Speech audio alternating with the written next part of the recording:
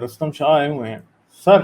तो मेरे साथ दो बातें करनी। जो सबसे बड़ा मिरेकल है ना, जिसको मिरेकल कहा जाता है इस सारे केस में, वो ये है कि वो जो मैरी थी वो इतनी चालाक थी कि उसने सेक्स किया जिसका ना इंसानों को पता चला, ना अल्लाह को पता, ना खुदा को पता चला। तो वो सारे कंफ्यूज थे कि यार इससे बच्चा कैसे पैदा हो गया। भाई ये सारी स्टोरियाँ जो है ना, इसके पीछे एक बड़ा सिंपल सा रीजन होता है। एक जो सबसे सिंपल एक्सप्लेनेशन होती है ना बाजू का, तो वो क्या कहते हैं, ऑकम्स रेजर, वही अक्सर और बेशतर जो है इसका ठीक जवाब होता है। तो उसके ऊपर हम सारे लंबी लंबी बहस करते हैं। असल में जो असल वो है ना, मिरेकल अगर आपने किसी को कहना, तो मिरेकल ये है कि वो बड़ी चालाक औरत थी, उसने सबको बेवकूफ़ बनाया, उसने सेक्स किया, ज़ाहिर है फिर उसके बाद जो एक नेचुरल प्रोसेस है उसके ज़रिए वो प्रेग्नेंट हुई। अच्छा, उस पर इंस्टेंट आउटफिट साहब ऐसे पूछा था कि यार उस तरह के मामले में फिर ये सवाल पैदा होता है कि अगर उसने इस तरह किया था तो फिर उसको विच कह के उसको जला क्यों नहीं दिया। अब यहाँ उसकी देखे ना अकल है, उसने किसी तरह उनको मुतासिर किया। और जनाब, अच्छा मैं आपसे ज़्यादा लंबी बात नहीं करूँगा। हमारे एक मोमिन दोस्त हैं, वो किसी वजह से उन नेटवर्क जो है वो कोई सस्ता है, जियो वाला नेटवर्क है इंडिया में, तो वो आ नहीं सकते। तो बड़ी देर से कह रहे थे यार मेरा सवाल पूछो, मेरा सवाल पूछो। मैंने आपको ऊपर चैट पे लिखा, वो ये आपने सुना होगा ना कि हमने लोहे को नाजिल किया। वो एक बड़ा हाँ बहुत पुराना एक घिसा पिटा सा आर्गुमेंट है कि जी, तो ये चूंकि मोहम्मद साहब ने उस जमाने में कुरान लिखा था, अगर नहीं लिखा था तो उनको इस बात का कैसे पता चला। तो वो कह रहे कि भाई गालिब साहब से कहो इसके ऊपर तबसरा कर दे। तो जी इस पे जरा दोबारा तबसरा कर दे, और मैं आपको इतनी देर में एक चीज़ और शेयर कर देता हूँ, फिर उसको भी इसके साथ ही ऐड कर लेंगे। अच्छा जी, एक बड़ी सिंपल सी बात है कि मुसलमान ये कहते हैं जी लोहा आसमान से नाजिल हुआ। ओ भाई, दुनिया जमीन पे जो भी चीज है ना, वो सब कुछ ही आसमान से ही नाजिल हुआ है। ठीक है, कोई एक भी चीज, पानी भी आसमान से ही नाजिल हुआ, पानी भी स्पेस से ही आया है। आसमान से नाजिल होने की बात नहीं मैं कर रहा, सिर्फ सब कुछ स्पेस से ही आया। क्योंकि क्या हुआ था कि एक टाइम जमीन शायद कोई छोटा सा कोई प्लैनेटॉइड होगी जिसकी ग्रेविटी इसके आसपास वाले जितने भी प्लैनेटॉइड थे उनसे ज्यादा थी। ठीक है, उसकी वजह से वो सब इसकी तरफ गिरने लगे, और जो इसके ऊपर गिर जाता था वो इसका हिस्सा बन जाता था। ठीक है, एस्टेरॉइड्स गिर रहे हैं, एस्टेरॉइड, क्योंकि अब देखें जब जमीन बिल्कुल जवान थी तो उसका क्या हाल था।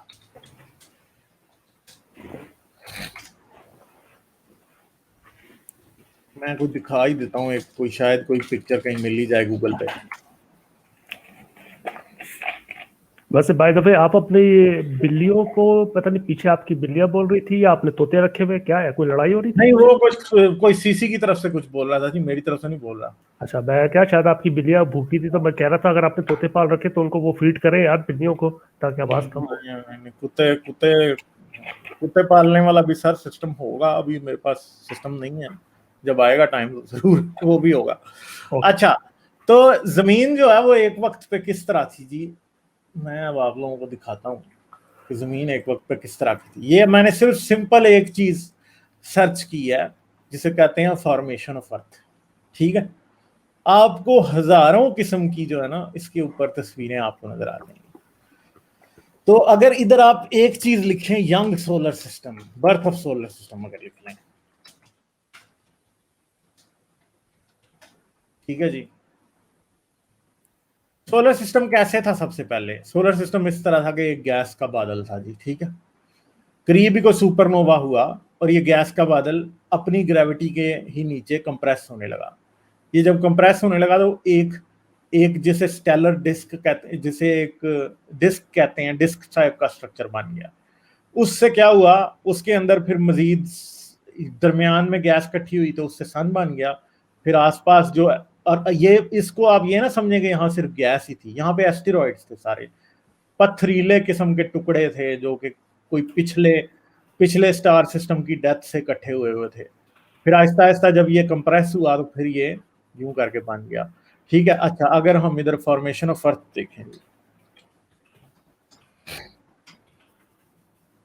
ठीक है, शुरू में जब सोलर सिस्टम बन रहा था तो ये देखें, जैसे इन्होंने पीछे ये सूरज दिखाया गया, जमीन दिखाई हुई है। ठीक है, तो जमीन शुरू में जब बनी तो अब जाहिर बात है सब कुछ जब नीचे इकट्ठा हो रहा है और बार बार पत्थर आके लग रहे हैं, तो क्या हो रहा है, इसकी सरफेस के ऊपर एनर्जी डंप हो रही है बार बार, तो ये जल रही थी, पूरी पूरी जमीन ही एक वॉल्केनो थी शुरू में, ठीक है, पूरी जमीन ही एक वॉल्केनो थी, और जो कुछ भी था वो आसमान से ही आ रहा था इसके ऊपर, क्योंकि शुरू में जब सोलर सिस्टम था यंग, तो एक सेकेंड, प्रोटोप्लैनेट्स यंग सोलर सिस्टम, इधर मेरे ख्याल है कोई हमें मीनिंगफुल नजर आ जाएगी, ठीक है, इधर कोई ना कोई हमें मीनिंगफुल तस्वीर नजर आ जाएगी जो कि बताने के लिए ठीक होगी। अच्छा ये देखें, जैसे ये तस्वीर जो है ना, ये इसका रेजोल्यूशन खासा कम है, एक सेकंड में देखता हूँ कोई और कोई हो इधर। अच्छा, असल में क्या है कि बहुत पहले सोलर सिस्टम के अंदर बहुत छोटे छोटे कई मिलियंस प्लैनेट्स, मिलियन क्या शायद के बिलियंस में होंगे, मिलियंस नहीं शायद बिलियंस में होंगे। अब हो क्या रहा है कि इन ये ग्रेविटी, जारी बात है कि एक जगह पे अगर वो इकट्ठे होने शुरू हो गई गैस, तो कोई एक प्लैनेट थोड़ा सा बड़ा हो जाएगा। अब ये भी एक प्लैनेट है, ये भी एक प्लैनेट है, यहाँ पे आसपास ये क्या कर रहा है, यहाँ से सारे का सारा मैटर को अट्रैक्ट करके अपने अंदर डालता जा रहा है। कुछ अरसे तक ये और ये जो है इसकी ग्रेविटेशनल पुल के इफेक्ट के अंदर नहीं आ रहे, मगर कुछ अरसे बाद जब ये मजीद मैटर अट्रैक्ट करता जा रहा है, ये भी इसने कर लिया, ये भी कर लिया, इसकी ग्रेविटी ज्यादा बढ़ी, तो फिर एक दिन ये इसको भी अपने अंदर पुल इन कर लेगा और इसको भी अपने अंदर पुल इन कर लेगा।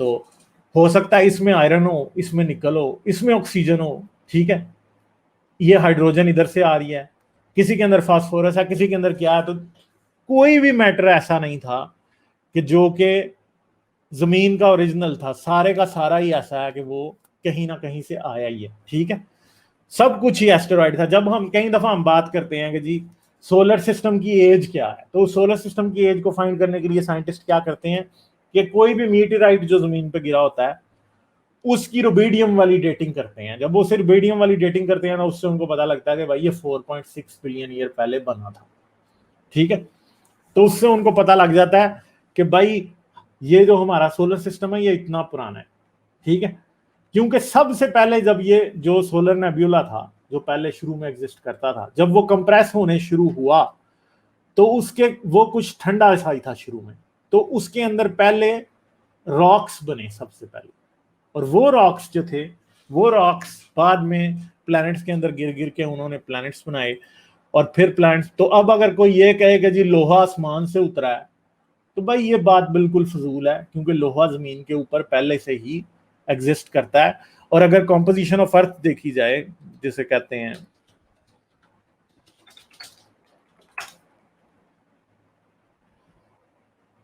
ठीक है जी, यहाँ हम क्या उसे कहते हैं, स्ट्रक्चर ऑफ अर्थ कर लेते हैं।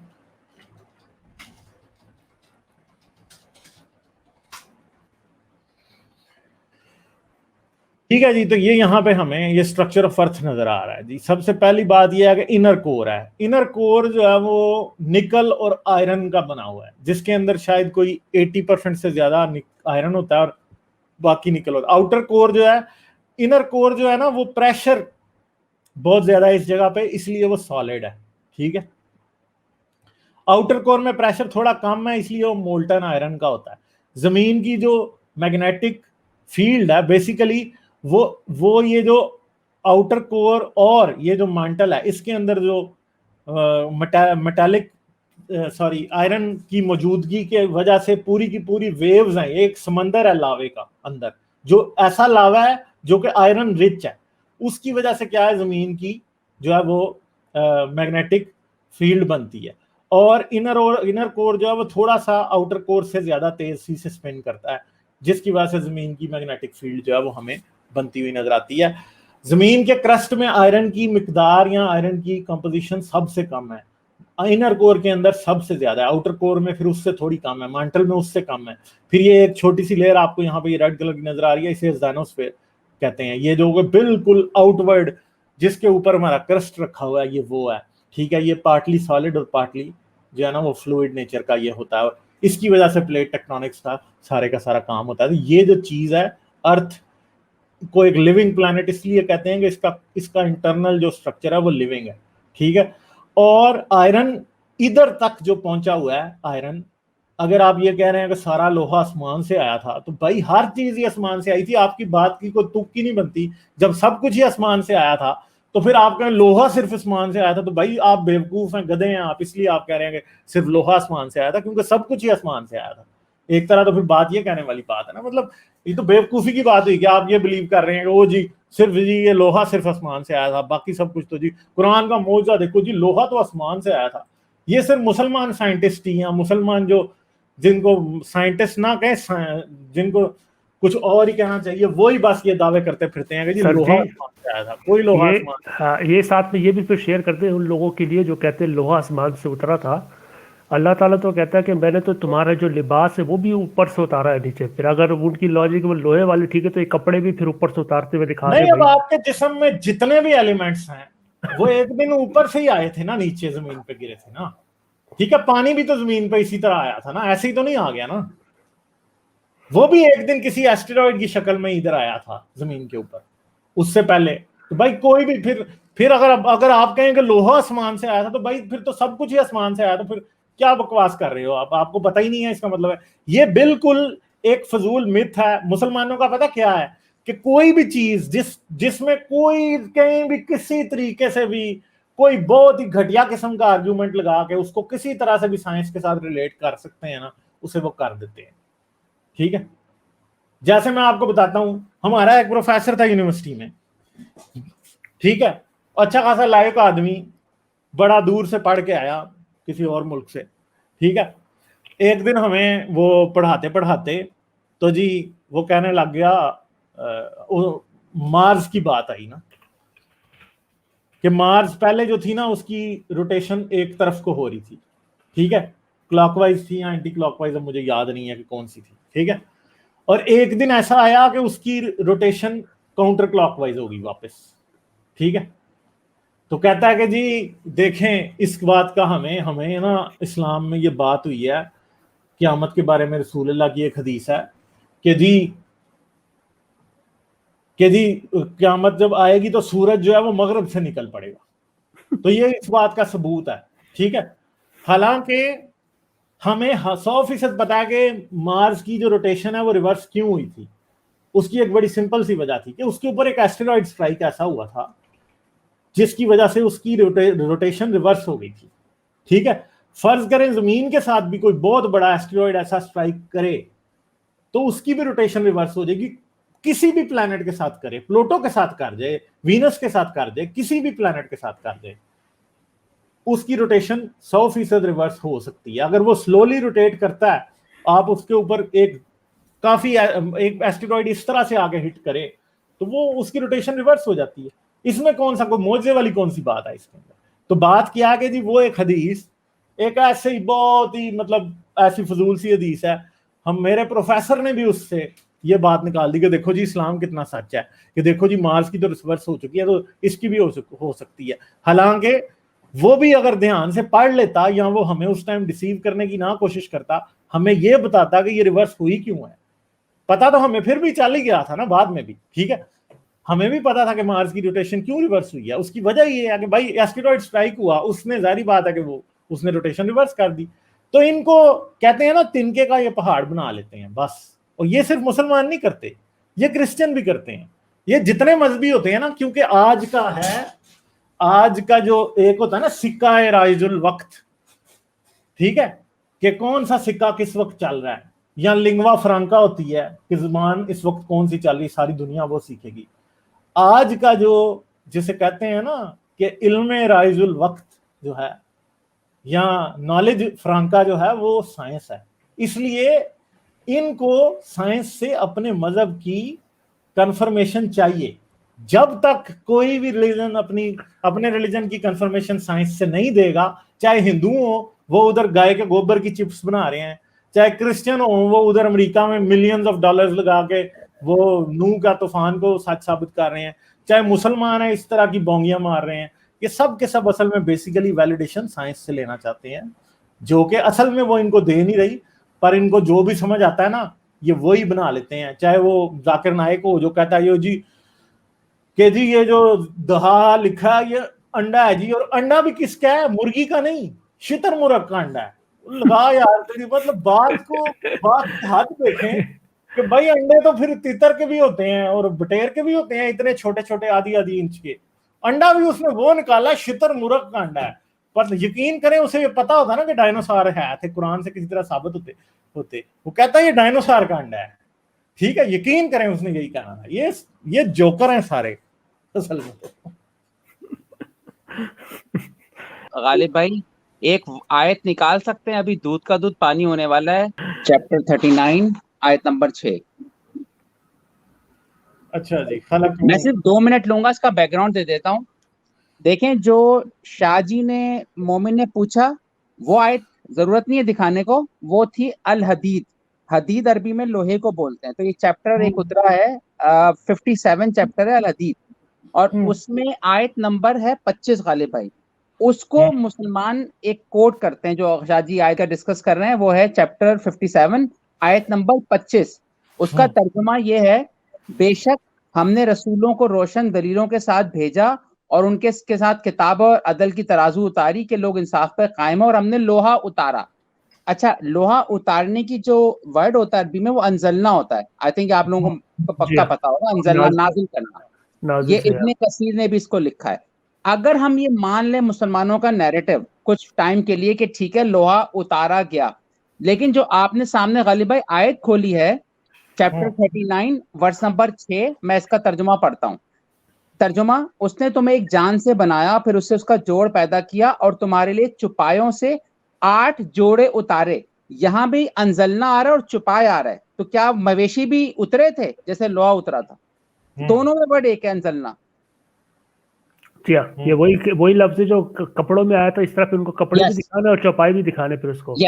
मुझे एक अरबी स्पीकिंग ने ये बात समझाई थी कि भाई अंजलना तो बहुत सारी जगह आता है, तो क्या सारी चीजें जो क्या मवेशी ऊपर से उड़ते हुए आ रहे थे जमीन पर? क्या फ्लाइंग डोंकी यार। हाँ, तो आप ये देखें, ये दोनों आयतों को कंपेयर किया जाए तो ये तुखीनी बनती है। अगर मुसलमान सिर्फ रिसर्च करें ना, जैसे आपने टीचर का बताया गालिब भाई, रिसर्च तो करो यार कि अरबी में हर जगह एक ही बात हो रही है उतारने की, और वो अंजलना नाजिल होना, और वो लोहे के लिए भी इस्तेमाल हो रहा है और वो मवेशी के लिए भी इस्तेमाल हो रहा है। रेफरेंस सामने ही है, चैप्टर 39 वर्स नंबर 6। तो आप अपनी चीज को डिफेंड करने के चक्कर में ना, आपने बताया रिसर्च नहीं करते हैं ना, थोड़ा रिसर्च कर लो बस, दैट्स इट। नहीं, वो थोड़ी मानेंगे, साइंस से तो इनकी दुश्मनी है ना जी। ये वो पंजाबी में कहते हैं इट कुत्ते दा वैर, वो है इनका, ठीक है, मतलब अच्छा, वो तो इन्होंने थोड़ी पढ़नी है। इसकी एक और एग्जांपल है। फर्ज करें मेरा और शाह जी का कोई डिबेट हो जाती है, ओके, मेरा और इनका आपस में कोई डिबेट होती है। अब मैं बोलूं यार हम दोनों को जो डिसाइड ना गालिब कमाल से पूछते हैं वो बताएंगे, तो it means who is above in making decision, me, you और शाह जी? आप बताएं गालिब भाई। सर मतलब हम तो नहीं ये बात करते कि कौन करेगा डिसीजन, मगर नहीं, करेंगे ना फैसला, या सच के मुताबिक करेंगे ना। मेरा पॉइंट कुछ और है, मैं कहीं और लेके जा रहा हूं। मैं ये कहना चाह रहा हूं, अगर मेरी और शाहजी की डिबेट होती है और हम आपको अथॉरिटी बनाते हैं फॉर अ मोमेंट, गालिब कमाल फैसला करेंगे, तो आप हो गए अथॉरिटी, हम दोनों ने डिसाइड कर लिया ना। तो फिर जब रिलीजियस अपॉलोजिस्ट ये कहते हैं कि देखो साइंस में ऐसा आया, तो अनकॉन्शियसली वो भी साइंस को अथॉरिटी मान रहे हैं।